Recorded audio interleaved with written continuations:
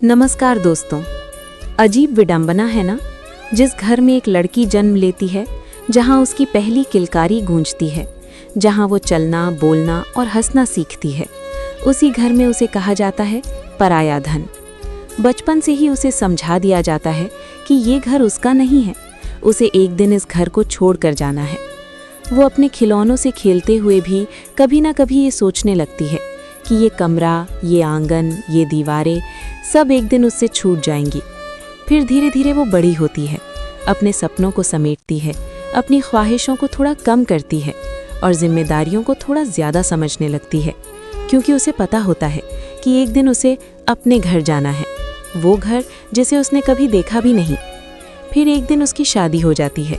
वो अपने माँ बाप का घर छोड़ देती है, अपने बचपन की हर याद, हर कोना, सब कुछ पीछे छोड़कर एक नए घर में चली जाती है। वो घर जहाँ सब कुछ नया होता है, नए लोग, नए रिश्ते, नई उम्मीदें। वो कोशिश करती है सबको अपनाने की, हर रिश्ते को दिल से निभाने की, हर किसी की खुशी में अपनी खुशी ढूंढने की। लेकिन फिर भी कभी कभी उसे सुनने को मिल ही जाता है, तुम तो इस घर की बहू हो, बेटी नहीं। और उसी पल उसके दिल के अंदर कुछ टूट सा जाता है। वो सोचती है, जिस घर में जन्म लिया वहाँ पर आई थी, और जहाँ आई हूँ वहाँ भी पर आई ही हूँ, तो फिर मेरा अपना घर कहाँ है।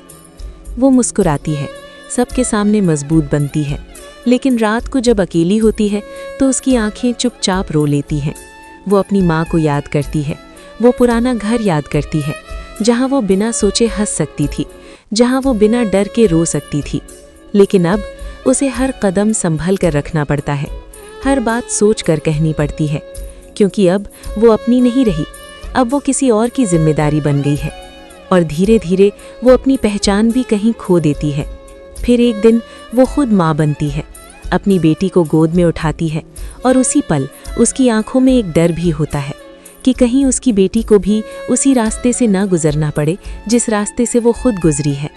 दोस्तों, औरत का अपना घर शायद ईंट पत्थर का नहीं होता, उसका घर होता है उसकी यादों में, उसकी भावनाओं में, उसके त्याग में और उसके अपनों के लिए किए गए हर छोटे बड़े बलिदान में। लेकिन क्या ये सही है?